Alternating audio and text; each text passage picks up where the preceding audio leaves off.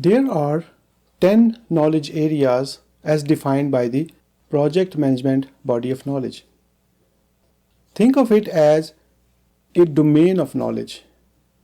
The 10 knowledge areas are project scope management, schedule management, cost management, quality management, resource management, communications management, risk management, procurement management, stakeholder management.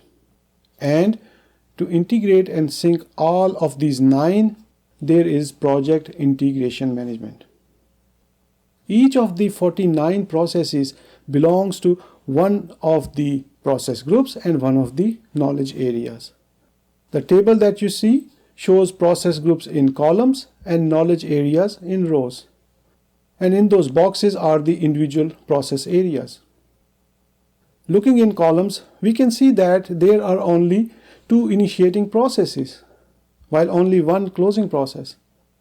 Planning has 24 out of 49 processes, while executing has only 10.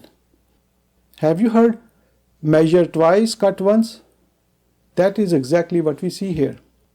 A lot of effort goes into planning various aspects of the project. One interesting thing you will note is that there is no executing process in project scope, schedule, and cost management knowledge areas. The project manager will plan how the scope will be delivered, how schedule will be followed, and cost will be spent, and then track it if it is happening as per the plan or not.